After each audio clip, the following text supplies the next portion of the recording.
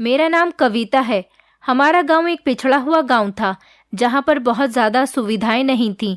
एक दिन हमारे गांव में एक अस्पताल खुला, जहां पर लोगों का इलाज फ्री में होता था।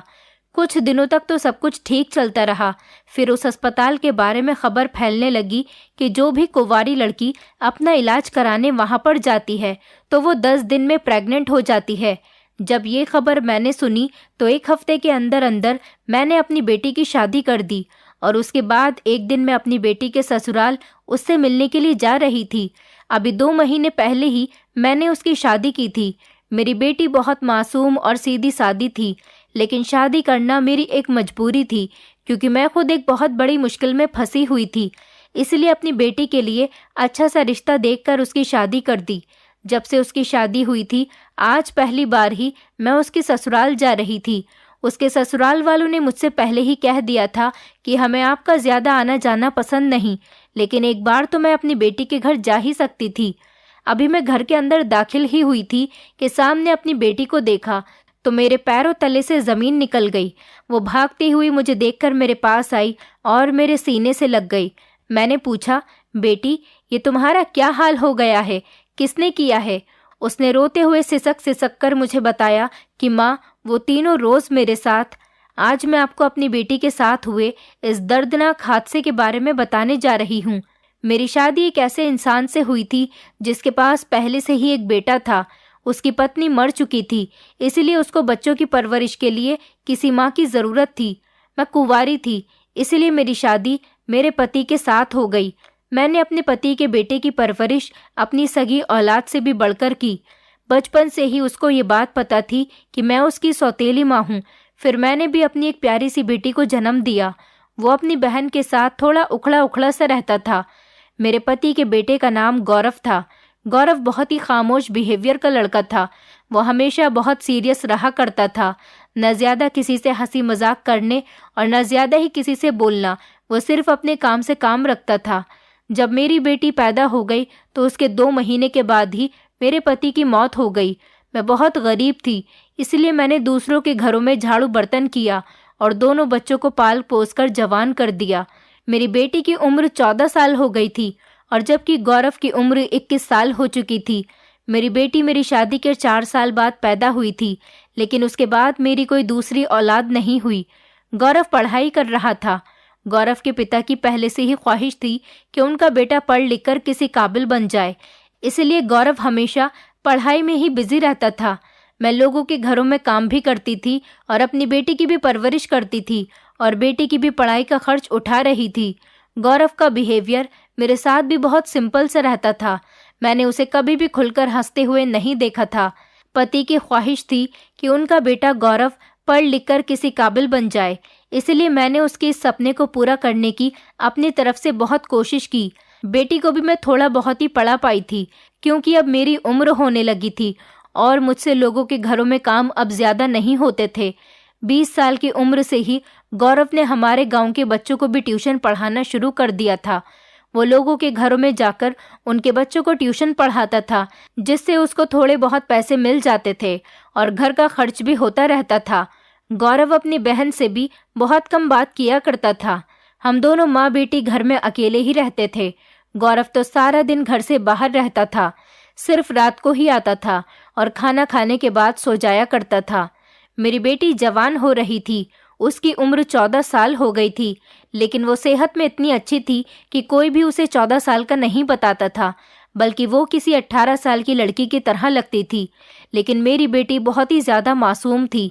मैंने उसकी शादी 14 साल की उम्र में ही करवा दी और अभी मेरी उम्र भी 35 साल ही हुई थी। मेरे पति को इस दुनिया से गए हुए काफ़ी टाइम हो गया था। अब मैंने लोगों के घरों का काम भी करना बंद कर दिया था, क्योंकि घर का सारा राशन गौरव ही लाकर देता था। हमारे रिश्तेदार भी थे। मेरे पति के मरने के बाद मेरे पति के भाई और उनके पिता का कहना था कि बच्चों को हमारे हवाले कर दो और तुम शादी कर लो, लेकिन मैंने उनकी एक नहीं सुनी, क्योंकि मुझे अपने बच्चों की परवरिश करनी थी।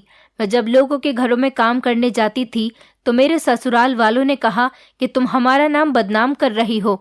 तुम्हारे पति ने मरते हुए कहा था कि अगर मैं इस दुनिया से चला जाऊं तो मेरी पत्नी की दूसरी शादी करवा देना, क्योंकि मेरे पति बहुत बीमार रहने लगे थे और उन्होंने जाते हुए ये बात कही थी और कही भी मेरे ससुर और जेठ से थी।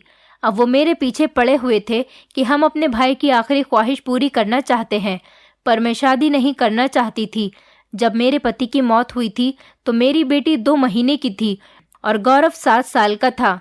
इतने छोटे बच्चों को मैं दूसरों के भरोसे कैसे छोड़ सकती थी। मैं अपने बच्चों की परवरिश करना चाहती थी।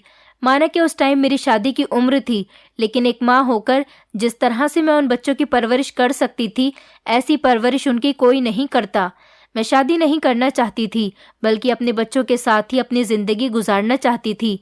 पर वो लोग मेरे पीछे बुरी तरीके से पड़े हुए थे, क्योंकि उनके साथ हमारा हिस्सा भी था। उन्होंने कहा कि अगर तुम बात नहीं मानोगी तो हम तुम्हें तुम्हारा हिस्सा नहीं देंगे। लेकिन मेरा हिस्सा ना सही, पर गौरव का तो हिस्सा बनता था, क्योंकि गौरव अपने पिता का बेटा था। मैं आवाज़ भी नहीं उठा सकती थी, क्योंकि मेरा साथ देने वाला कोई नहीं था। दोनों बच्चे बहुत छोटे थे।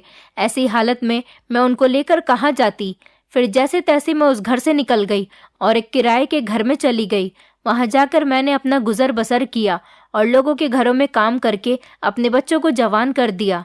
मैंने अपने पति की संपत्ति को छोड़ दिया था, क्योंकि मैं शादी नहीं करना चाहती थी। अब जब गौरव जवान हो गया तो उसने घर का खर्च उठाना शुरू कर दिया। मेरी बेटी हमेशा खामोश रहती थी। वो ज्यादा किसी से बातें नहीं करती थी। वो अजीब सी थी और घर के बाहर भी नहीं निकलती थी। मैंने गौरव से कहकर उसको ट्यूशन पढ़ाने की काफ़ी कोशिश की। वो उसे ट्यूशन पढ़ाता तो उसकी कुछ भी समझ में नहीं आता था। स्कूल में पढ़ाई में उसकी करवा नहीं सकती थी, क्योंकि मेरे पास इतने पैसे नहीं थे कि मैं 2 बच्चों को पढ़ा पाती। इसीलिए मैंने सिर्फ बेटे को ही स्कूल की शिक्षा दी। मेरी बेटी दिमाग की इतनी ज़्यादा कमज़ोर थी कि वो कुछ भी नहीं पढ़ पाती थी।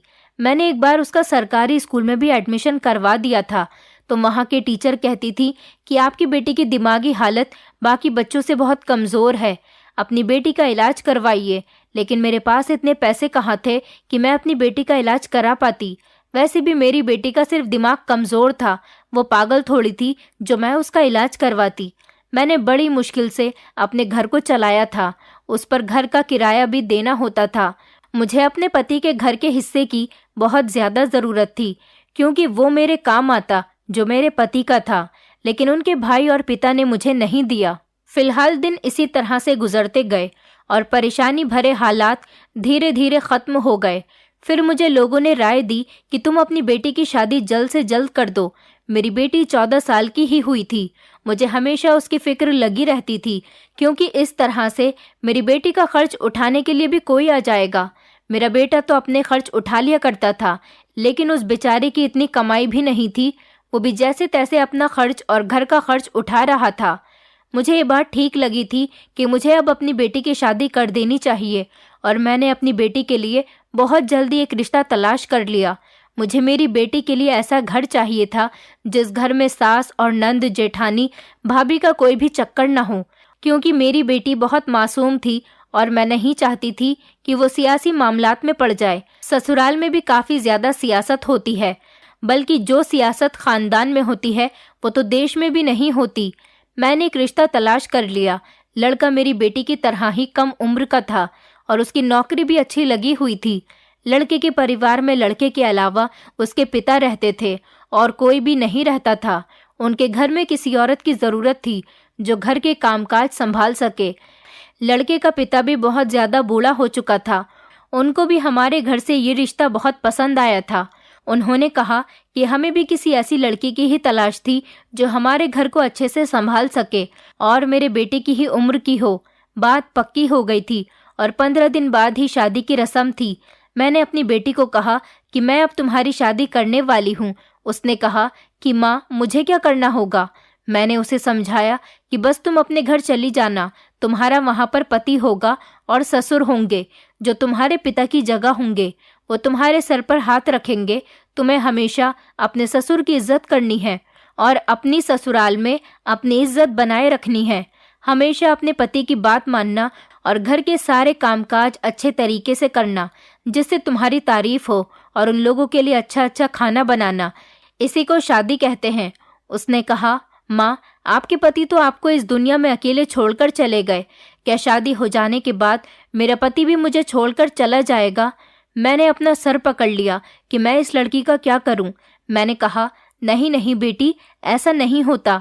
तुम हमेशा अपनी पति की सलामती की प्रार्थना करना। हर इंसान अपनी जितनी उम्र लिखवा कर लेकर आता है उतनी ही जिंदगी वो इस दुनिया में जिएगा। इसलिए तुम हमेशा अपनी और अपने पति की अच्छी जिंदगी के लिए ऊपर वाले से प्रार्थना करती रहना। फिर देखना सब कुछ ठीक रहेगा। तुम्हारा पति हमेशा तुम्हारे साथ रहेगा और तुमसे खूब प्यार करेगा। और हाँ, अगर तुम्हें अपने ससुराल में कोई भी परेशानी हो तो तुम फौरन मुझे बताना। तुम्हारी ससुराल में तुम पर कोई भी हाथ उठाने की कोशिश करे या तुम्हें कुछ बुरा भला कहे तो तुम उनकी कोई भी बात न सुनना। तुम अपनी माँ से शिकायत कर देना, बाकी सब मैं खुद संभाल लूंगी। मेरी बेटी के ससुराल वालों ने ज्यादा कुछ तो नहीं मांगा, ना ही दहेज। बस थोड़ा बहुत सामान था जो मैंने उसके लिए पहले से इकट्ठा करके रखा हुआ था, जो कि मेरे टाइम का था। मेरी माँ ने मुझे दिया था। वो मेरे काम में तो नहीं आ सका, मैंने अपनी बेटी के लिए रख दिया था। उन्होंने कहा कि हम लोग बड़े ही सिंपल से लोग हैं, पूरा दिन काम पर रहते हैं और रात को सुकून से घर आकर सो जाते हैं। हम लोगों को अपने घर में ज्यादा आना जाना पसंद नहीं। आपकी बेटी है, आपने उसको विदा कर दिया। आप इससे मिलने के लिए कभी कभी हमारे घर पर आ जाना। ऐसा न हो कि आज लड़की के दादा आ रहे हैं और आज लड़की के चाचा, या फिर आज लड़की के मामा आ रहे हैं और आज लड़की की चाची आ रही है। हम पराये लोगों को अपने घर में ज्यादा नहीं घुसाते हैं। मैंने कहा कि मैं आपकी बात अच्छे तरीके से समझ रही हूँ। मेरे माता पिता भी ऐसे ही थे, इसलिए आप फिक्र न करें, आपके घर में कोई भी नहीं आएगा। लेकिन क्या मैं अपनी बेटी से मिलने के लिए कभी कभी आपके घर पर आ सकती हूँ?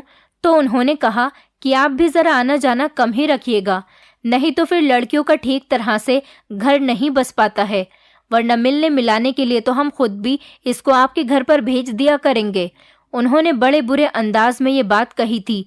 मुझे उनकी बात थोड़ी अजीब लगी थी, लेकिन मैंने हाँ कह दिया था और अब तो शादी भी होनी ही थी। कुछ दिनों के बाद मेरी बेटी की शादी हो गई। मेरी बेटी का नाम नीतू था। मैं प्यार से उसे डॉली कहा करती थी। वो बहुत ज्यादा खूबसूरत थी और कम उम्र की जवान लड़की थी, मासूम थी। मेरी बेटी बिल्कुल भी चालाक नहीं थी और मेरी अपनी बेटी के अंदर जान बसती थी।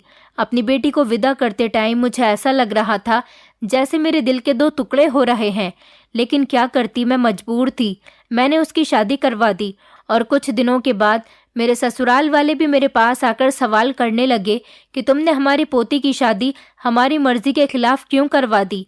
वो मेरी बेटी की शादी कहीं और अपने ही खानदान में करवाना चाहते थे, लेकिन मैं ऐसा नहीं चाहती थी। वो लोग हमारे घर पर आकर बहस ही कर रहे थे कि इतनी ही देर में गौरव आ गया और गौरव ने उनसे हमारे घर से जाने के लिए कहा। कहने लगा कि आप हमारे कैसे रिश्तेदार हैं, सुख दुख में तो साथ नहीं देते और हमेशा हम पर अपना हक जताने के लिए आ जाते हैं। गौरव की ये बात सुनकर वो लोग खामोशी से घर से बाहर निकल गए। ये कहकर गौरव भी घर से बाहर किसी काम के लिए चला गया था। मुझे गौरव की ये बहादुरी बहुत पसंद आई थी। भले ही वो मुझसे कम बात किया करता था, लेकिन आज जब उसने अपनी माँ के लिए कोई स्टैंड लिया था तो मैं बहुत ज्यादा खुश थी। गौरव बहुत ही अच्छा लड़का था। मैं चाह रही थी कि किसी दिन इसके लिए भी कोई अच्छी सी लड़की देखकर इसकी भी शादी कर दूं। मैं चाहती थी कि शायद वो खुद ही मुझे अपनी पसंद के बारे में बता दे। अगर उसे कोई लड़की पसंद है तो वो मुझे बता दे, मैं उसी से उसकी शादी करने के लिए तैयार हूँ। लेकिन अगर नहीं है तो मैं उसके लिए फिर लड़कियां देखना तलाश करूँ, क्योंकि अब मेरी बेटी की भी शादी हो गई है। इस घर में मैं अकेली रह गई हूँ। लेकिन गौरव ना तो घर में रुकता है और ना ही कोई अच्छी बुरी बात करता है। मेरे ससुराल वालों को मेरे बेटे का ऐसा बिहेवियर बहुत ही बुरा लगा था। उन लोगों ने अपने घर जाकर खूब हंगामा किया था और कहा था कि हम गौरव को उसके पिता का हिस्सा नहीं देंगे, क्योंकि वो बहुत बदतमीज है और उसने हमारी बेइज्जती की है। वो लोग पहले से ही हमारा हक मारना चाहते थे, लेकिन मुझे पैसों की बहुत ज़रूरत थी, क्योंकि हर महीने घर का किराया देना भारी पड़ता था। अगर वो लोग हमारा हिस्सा हमें दे देते तो हम उन पैसों से अपना कोई छोटा मोटा सा घर खरीद लेते, जिससे हमें बेफिक्री हो जाती और हर महीने किराया भी नहीं देना पड़ता। मेरी बेटी का घर तो बस गया था। गौरव सुबह ही घर से निकल जाता था और मैं घर में सारा दिन अकेली रहती थी और घर में सारा दिन काम करती रहती। जब भी मैं खाने में अपनी बेटी की पसंद की कोई डिश बनाती थी तो मुझे अपनी बेटी की बहुत याद आ जाती थी। सोचती थी कि थोड़ा सा खाना अपनी बेटी के घर भी भेज दूं, लेकिन उसके ससुराल वालों ने कहा था कि हमारे घर ज्यादा आना जाना और मेल मिलाप मत रखना। हमें ये सब कुछ पसंद नहीं है। मैं तो हैरान थी कि उनके घर में कोई औरत भी नहीं थी। फिर उन्होंने क्यों कहा कि हम गैर लोगों को घर में नहीं आने देते? घर में कौन सा कोई औरत या लड़की थी जिसको गैर मर्द देख लेते? आज मेरा सुबह से ही दिल बहुत घबरा रहा था। अपनी बेटी की बहुत याद आ रही थी, लेकिन शाम को ही उसकी कॉल आ गई। मैंने अपनी बेटी से कहा कि मैं तुम्हारे घर आने का प्लान बना रही थी, तो मेरी बेटी कहने लगी कि नहीं, हम लोग तो घूमने के लिए दूसरे शहर गए हुए थे और 2-3 दिन के लिए हमारे घर मेहमान आ रहे हैं। मेरे पति की मासी आ रही हैं, तो इसीलिए मैं थोड़ी सी बिजी हो जाऊंगी, आपको टाइम नहीं दे पाऊंगी। मैंने कहा कि अरे अरे, तुम तो बिल्कुल अपने घर वाली हो गई हो। तुम्हें तो अपनी माँ की बिल्कुल याद नहीं आती। अपने पति की लाडली पत्नी बन गई हो। फिक्र मत करो, मैं भी नहीं आऊंगी। तुम मेहमानों को टाइम दो। कुछ चाहिए हो तो मुझे ज़रूर बताना। कोई परेशानी तो नहीं है तुम्हारे ससुराल में तुमको? तो उसने कहा कि नहीं माँ, मुझे कोई परेशानी नहीं है। मेरी बेटी आवाज़ से ही बहुत ज़्यादा खुश लग रही थी। मुझे भी सुकून मिल गया कि चलो मेरी बेटी बहुत खुश है। अब मेरे दिल को सुकून मिल गया था। लेकिन जब रात हुई तो मैंने एक बहुत बुरा सपना देखा। मैंने देखा कि मेरी बेटी एक पिंजरे में कैद है और बाहर निकलने की कोशिश कर रही है। वो बहुत बुरी तरह से चिल्ला रही है कि कोई मुझे बाहर निकालो। मैं वहां पर पहुंच गई हूं, लेकिन मुझसे पिंजरा तोड़ा नहीं जा रहा। मेरी बेटी बुरी तरह से रो रही है और कह रही है कि मैं बहुत तकलीफ में हूँ, मुझे बचा लो, बचा लो। पर मैं उसे बचा नहीं पा रही हूँ। मैं बहुत बुरी तरह घबरा गई और इसी सपने से मैं अचानक जागी तो मेरी हालत बहुत बुरी, अजीब सी हो रही थी। मेरी ऐसी हालत देखकर गौरव भी जाग गया। उसने कहा, क्या हो गया है? क्या कोई बुरा सपना देख लिया आपने? मैंने कहा कि मुझे मेरी बेटी का बुरा सपना आया था। मैंने बहुत बुरा सपना देखा। गौरव ने कहा कि कल आप उसके घर चली जाना, वो ठीक तो है? मैंने कहा, वहाँ तो सब ठीक है। मेरी उससे कॉल पर बात हुई थी। फिलहाल मैंने अपनी बेटी के लिए बहुत सारी प्रार्थना की और अपने घर में ही रह गई, लेकिन फिर भी मुझे सुकून नहीं आ रहा था। गौरव ने कहा कि मुझे किसी काम के सिलसिले में जाना है 2 रातों के लिए, उसके बाद मैं वापस आ जाऊंगा। मैंने कहा कि ठीक है और गौरव भी चला गया था। मेरा दिल बहुत घबरा रहा था। सोचा कि मैं अपनी बेटी से जाकर मिल ही आती हूँ। मुझे उनके घर बताकर जाना चाहिए था, पर मेरी बेटी ने जिस नंबर से कॉल की थी वो नंबर स्विच ऑफ जा रहा था। मैंने सोचा कि मेरी अपनी बेटी का घर है और मैं पहली बार उसकी ससुराल जा रही हूँ, और मैंने कौन सा वहाँ जाकर कोई खाना खाना है या कोई मेहमान नवाजी करवानी है। बस अपनी बेटी को देखकर वापस आ जाऊंगी। जैसे ही मैं घर के अंदर दाखिल हुई तो मुझे घर की हालत बड़ी ही अजीब सी लग रही थी। मैं हैरान थी कि मेरी बेटी ने घर को ठीक से साफ नहीं किया। घर में हर तरफ गंदगी फैली हुई थी। एक तरफ साइड में कूड़ा इकट्ठा हुआ था। उनके घर में थोड़ा सा कच्चा हिस्सा भी था जिसको बिल्कुल भी साफ नहीं किया गया था। मैं हैरान थी कि लगता है मेरी बेटी अपने पति में इतनी ज़्यादा बिजी हो गई कि घर की तरफ उसका कोई ध्यान ही नहीं। मैंने सोचा था कि अपनी बेटी को अच्छी तरह से समझाऊंगी कि बेटा, घर को साफ रखना होता है। सामने गई तो मेरी बेटी का कमरा था। उस कमरे में पर्दा पड़ा हुआ था। मुझे लगा शायद कि मेरी बेटी का ही कमरा होगा। मैं कमरे के अंदर चली गई तो कमरे की हालत भी बड़ी बुरी थी। बेड पर बहुत सी सिलवटें पड़ी हुई थी और चारों तरफ गंदगी ही गंदगी लग रही थी। कमरे में से भी बदबू आ रही थी। पर मेरी बेटी कहाँ थी? शायद वो किचन में थी। इनका घर भी बड़े उल्टे तरीके का बना हुआ था। कमरे कहीं और थे और किचन कहीं और था और बाथरूम कमरों से बाहर था। पुराने जमाने का घर था। खैर, मैं किचन की तरफ गई तो मेरी बेटी वहां भी नहीं थी। मैं हैरान हो गई थी कि घर में कोई भी नहीं था और घर का दरवाज़ा भी खुला हुआ था। चलो, मेन दरवाज़ा तो खुला हुआ ही था, लेकिन घर के अंदर भी कोई नहीं था। मेरी बेटी का ससुर भी घर में मौजूद नहीं था और ना ही उसका पति था। मैं मायूस होकर वापस लौट कर आ रही थी कि इतनी देर में मुझे अचानक मेरी बेटी के चीखने की आवाज़ आई। उसने शायद मुझे कहीं दूर से देख लिया और वो कह रही थी कि माँ, माँ रुको। लेकिन उसकी आवाज़ से ऐसा लग रहा था जैसे वो बहुत तकलीफ में है। मैंने देखा तो वो एक कमरे में पड़ी हुई थी। उस कमरे में सिर्फ एक चारपाई थी और एक कुर्सी। मेरी बेटी बिस्तर पर पड़ी हुई थी। मैंने जाकर उसे देखा तो वो बहुत ज़्यादा बीमार लग रही थी। मैंने उसे एकदम से गले लगा लिया। मैंने कहा, तुम्हें क्या हुआ है मेरी बेटी? क्या हो गया? तुम्हारी ये हालत कैसे हो गई? क्या तुम बीमार हो? लेकिन अभी 2 दिन पहले ही तो तुम कह रही थी कि सब कुछ ठीक है। मेहमान आए हुए हैं। मुझे लगा कि मेहमान चले गए होंगे, इसलिए मैं यहाँ पर आ गई। क्या हुआ है तुम्हें? उसने कहा कि माँ, मुझे बचा लो, मुझे बचाकर यहाँ से ले जाओ, यहाँ से लेकर चलो माँ। वो बुरी तरह से रो रही थी। मैंने उसे गले लगा लिया। उसकी हालत बहुत ज़्यादा ख़राब थी। मैं समझ गई थी कि कोई ना कोई गड़बड़ तो ज़रूर है। वो ठीक से बोल भी नहीं पा रही थी, उसे ठीक से सांस भी नहीं आ पा रही थी। सांस तो मुझे भी नहीं आ रही थी अपनी औलाद को इस हालत में देखकर।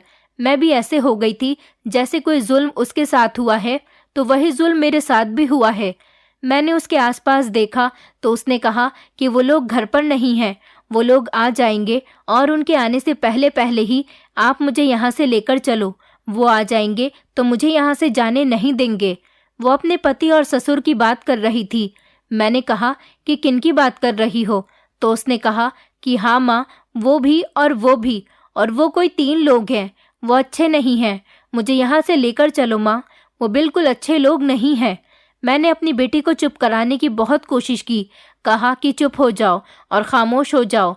मैंने उसको उसका दुपट्टा उड़ाया और उसको घर से निकाल कर लेकर गई। मुझे रास्ते का ठीक से पता नहीं था क्योंकि मैं तो रिक्शा में आई थी। मुझे जो रास्ता दिखाई दिया उसी रास्ते पर चलने लगी। मेरी बेटी तो ठीक से चल भी नहीं पा रही थी। फिर मुझे एक रिक्शा नज़र आ गया। मैं फ़ौरन उस रिक्शा में बैठ गई तो रिक्शा वाला भी हमें अजीब सी नज़रों से देखने लगा। फिर हम लोग अस्पताल चले गए। डॉक्टर ने मेरी बेटी का चेकअप किया। डॉक्टर ने मुझसे पूछा कि क्या ये मैरिड है? मैंने कहा जी। तो डॉक्टर ने मुझे अजीब नज़रों से देखा। डॉक्टर ने मेरी बेटी का चेकअप किया और उसे नींद की दवाइयाँ देकर सुला दिया। अब वो अस्पताल में सो रही थी। मैं उसके ही पास बैठी थी कि थोड़ी देर के बाद जब डॉक्टर राउंड पर आई तो मैंने डॉक्टर से पूछा कि क्या हुआ है मेरी बेटी को। तो उन्होंने कहा कि आप ज़रा मेरे केबिन में आइए। मैं डॉक्टर के साथ उनके कमरे में चली गई। मैंने डॉक्टर से पूछा कि क्या कोई परेशानी की बात है। तो उन्होंने कहा कि आपने अपनी बेटी की शादी किसके साथ की है? क्या उस आदमी को तमीज़ नहीं है?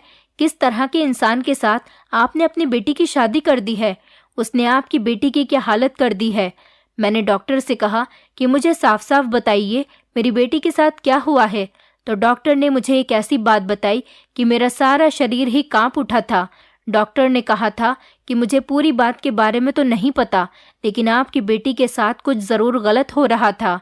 या तो ये सब कुछ इसका पति कर रहा है या फिर कोई और।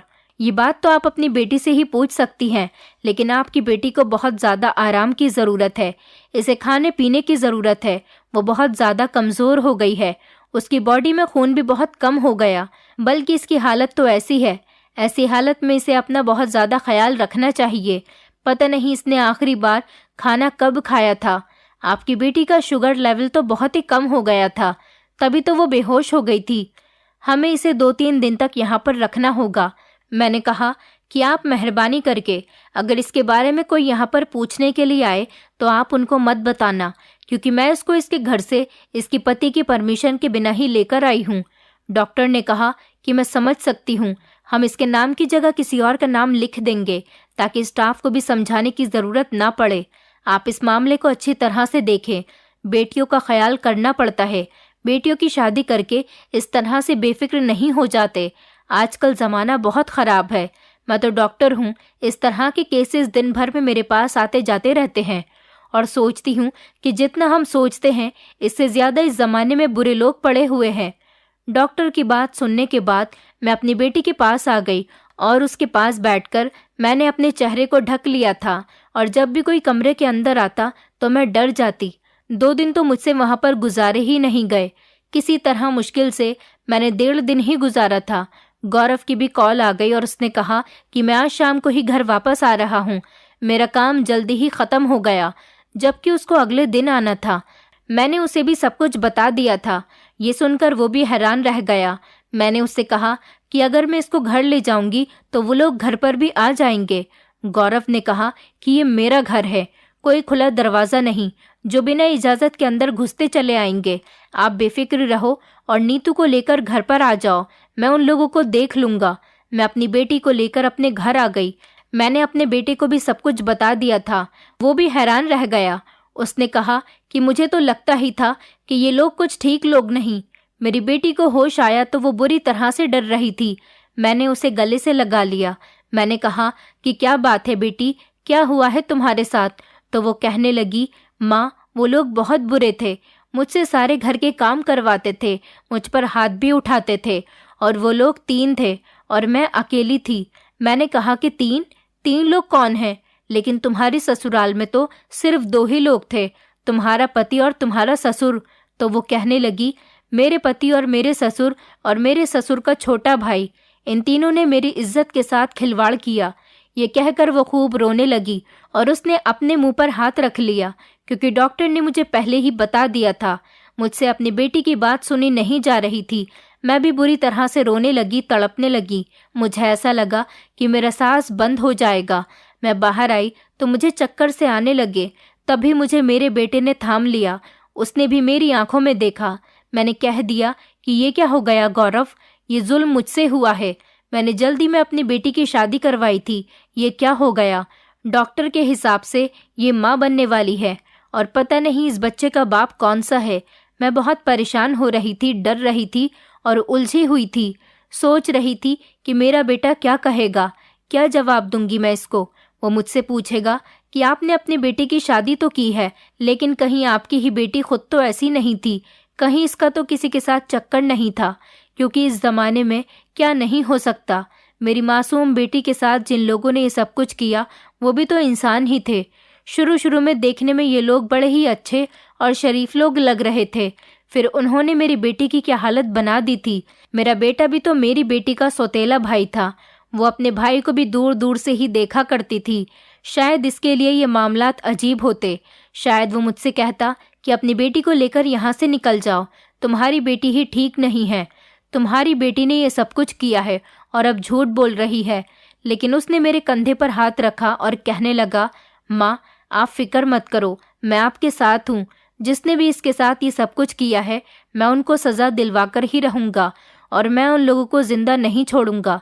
मेरा बेटा तो ऐसे गुस्सा हो गया और गैरत खाने लगा जैसे मेरी बेटी उसकी सगी बहन थी। गौरव की ये हिम्मत और कॉन्फिडेंस देखकर मुझे बहुत खुशी हो रही थी। मैंने गौरव से कहा कि क्या तुम हमारा साथ दोगे? तो उसने कहा कि क्यों, मैं आपका साथ क्यों नहीं दूंगा। मैं आपका बेटा हूँ और आप मेरी माँ हो और नीतू मेरी बहन है। मैं ज़रूर आपका साथ दूंगा। आपने मेरे लिए इतने सारे सेक्रीफाइसेस किए हैं, तो क्या मैं आपका साथ नहीं दे सकता? मैं भी तो आपका ही बेटा हूँ और बेटा अपनी माँ और बहन का साथ क्यों नहीं देगा? आप फिक्र मत करो। मैंने कहा कि वो लोग ज़रूर यहाँ पर आएंगे, उनको पता चल गया होगा। तो वो कहने लगा कि वो लोग आ जाएंगे तो मैं उनको देख लूँगा। अपने बेटे से पहली बार इस तरह की बातें सुनते हुए मुझे बहुत खुशी महसूस हो रही थी और ये कोई आम बात नहीं थी। गौरव मेरा सौतेला बेटा था, ये बात उसे पहले से ही पता थी, लेकिन आज उसने मुझे पहली बार जब सगी माँ के जितना ट्रीट किया था तो मेरी आंखों में आंसू निकल आए थे। मुझे ऐसा लग रहा था कि अब मुझे और मेरी बेटी को किसी तरह से कोई फिक्र करने की ज़रूरत नहीं, क्योंकि उसके सर पर उसके भाई का हाथ है। अब हमें कोई नुकसान नहीं पहुंचा सकता। ये बात बहुत बड़ी बात होती है। इसका मतलब यही होता है कि हम लोगों का रिश्ता मजबूत है और शायद हम माँ बेटे का रिश्ता आज ही मजबूत हुआ था। आज शायद गौरव ने मुझे और मेरी बेटी को दिल से अपना लिया था। मुझे पता चल गया था कि अगर आज वो मेरे साथ है तो मेरे और मेरी बेटी के साथ कुछ बुरा नहीं होगा। अब मेरे दिल को तसल्ली हो गई थी। अगले ही दिन गौरव ने अपने कुछ दोस्तों को हमारे घर पर बुला लिया था। वो लोग आंगन में बैठे हुए बातें कर रहे थे और मैं उनके लिए सुबह की चाय बना रही थी और डॉक्टर को भी घर पर बुलाया हुआ था। डॉक्टर ने मेरी बेटी का चेकअप किया और उन्होंने कहा कि इसकी तबीयत अब पहले से बेहतर है। मेरी बेटी सो रही थी, उसे नींद की दवाई दी जा रही थी ताकि वो सो सके और आराम कर सके। मैं जब भी उसे देखती मेरा दिल खून के आंसू रोने लगता था। मेरा दिल करता था कि मैं जाकर उन लोगों को उठाकर इस दुनिया से बाहर फेंक दूं जिन्होंने मेरी बेटी के साथ ऐसा किया। कुछ ऐसा कर दूं कि मेरे दिल को सुकून मिल जाए। दोपहर हुई तो किसी ने बुरी तरह से दरवाज़ा पीटना शुरू कर दिया और मुझे पता चल गया कि ये वही लोग हैं। मैंने गौरव की तरफ देखा। उसने कहा कि माँ, घबराने की कोई ज़रूरत नहीं। वो बाहर खड़े होकर चिल्लाने लगे। ये मेरी बेटी के पति की आवाज़ थी। वो कह रहा था कि ये मेरी पत्नी है और इसे हमें वापस कर दो, इस पर मेरा हक है, मैं इसे जब चाहूँ ले जा सकता हूँ। वो बुरी तरह से चिल्ला रहा था। मैं तो हैरान थी कि उसके मुंह में भी जुबान थी। ये लोग कितने मासूम और अच्छे लोग बन रहे थे और इन्होंने मेरी मासूम बच्ची का क्या हाल कर दिया था। उसको कितना कमज़ोर बना दिया था। उसके ऊपर जुल्म करते रहे, उसको लावारिस समझकर उसका फ़ायदा उठाते रहे। गौरव ने उससे कहा कि अगर हिम्मत है तो घर में आओ, लेकिन वो भी समझदार था। वो घर के अंदर नहीं आ रहा था क्योंकि उसे पता था कि अगर वो इस तरह से किसी के घर के अंदर घुसा चला आएगा तो उसके खिलाफ रिपोर्ट भी दर्ज की जा सकती है। वो बस दरवाज़ा पीट रहा था। गौरव ने अपने दोस्तों से कहा कि ज़रा बाहर जाकर उसकी तबीयत ठीक करो। मैंने देखा कि 4-5 लड़के जो लंबे लंबे कद के थे और शक्ल से देखने में ही खतरनाक लग रहे थे। मैंने गौरव से पूछा, ये लोग कौन हैं? तो उसने कहा कि ये सारे मेरे दोस्त हैं।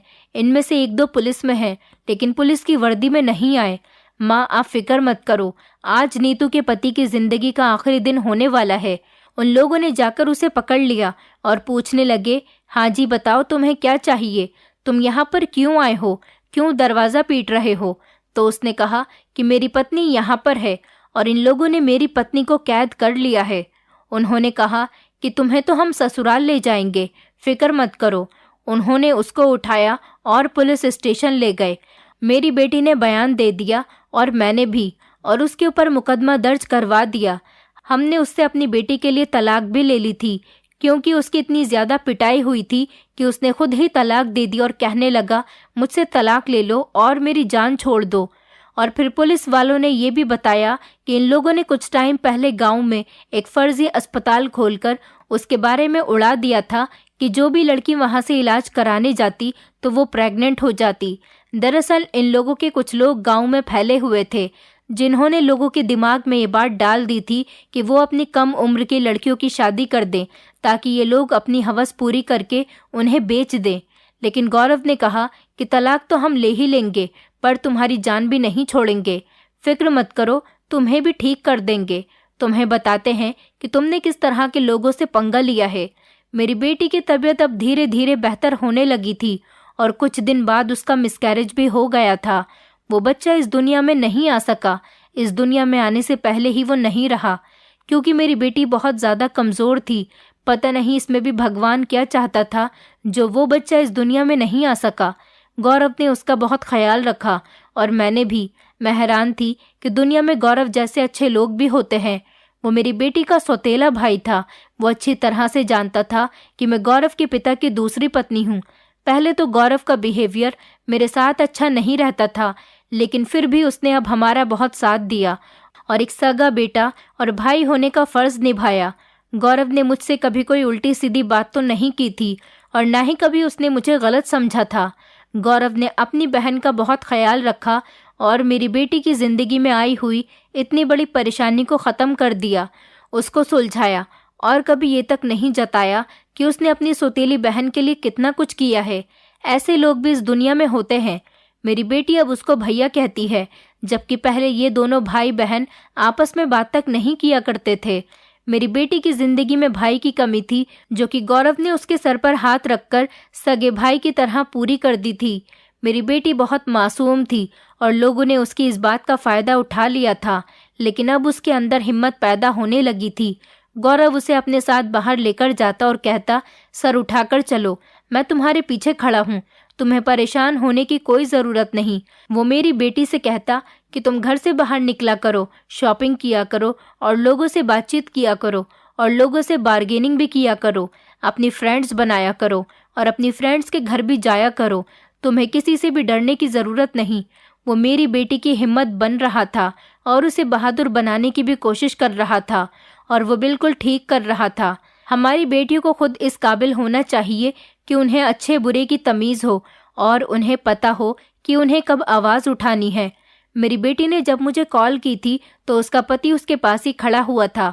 उसके पति ने ही उससे कॉल करवाई थी और कहा था कि अपनी माँ से कहो कि सब कुछ ठीक है, जबकि कुछ ठीक नहीं था। अगर मेरी बेटी के अंदर इतनी हिम्मत होती तो वो उसी टाइम अपनी परेशानी के बारे में मुझे बताती कि माँ मैं ठीक नहीं हूँ, मुझे आकर बचा लो। और यही हिम्मत अब उसका भाई उसे देने की कोशिश कर रहा था। मैं भगवान का जितना शुक्रिया करूं उतना ही कम है। आज मेरे दोनों ही बच्चे मेरे पास हैं और बहुत खुश हैं। जिन बच्चों के लिए मैंने इतना सेक्रीफाइस किया था, आज वो रंग ले आया था। मेरे बेटे ने हमारे घर की सारी जिम्मेदारियों को अपने सर पर उठा लिया था और अब उसने हमारे घर के हालात भी ठीक कर दिए। उसने अपना मकान भी खरीद लिया। किराए के झंझट से भी हम लोग बच गए। दोनों भाई बहनों में इतनी ज़्यादा मोहब्बत है कि मैं उनको देखकर हमेशा खुश होती रहती हूँ। गौरव का कहना है कि आपने हमारे लिए बहुत परेशानियाँ झेली हैं और ख़ासकर मेरे लिए झेली है। आपने लोगों के घरों में काम करके मुझे पढ़ाया लिखाया। शायद मेरी सगी माँ होती तो मेरे लिए इतना नहीं करती जितना आपने मेरे लिए किया। मैं आपको अपनी सगी माँ से भी बढ़कर चाहता हूँ। मैं अपनी माँ से और बहन से बहुत प्यार करता हूँ और आप ही लोग मेरी फैमिली हैं। अब मैं बहुत खुश हूँ कि मेरी फैमिली कंप्लीट हो गई थी और मेरे बच्चे आपस में खुश हैं और दोनों बच्चे ही समझदार हैं। दोस्तों, उम्मीद करती हूँ आपको हमारी कहानी पसंद आई होगी। कहानी पसंद आई है तो वीडियो को लाइक करें, चैनल पर नए हैं तो चैनल को सब्सक्राइब करें और हाँ, नोटिफिकेशन बेल को ज़रूर दबाएं ताकि अगली अपडेट सबसे पहले आपको मिले।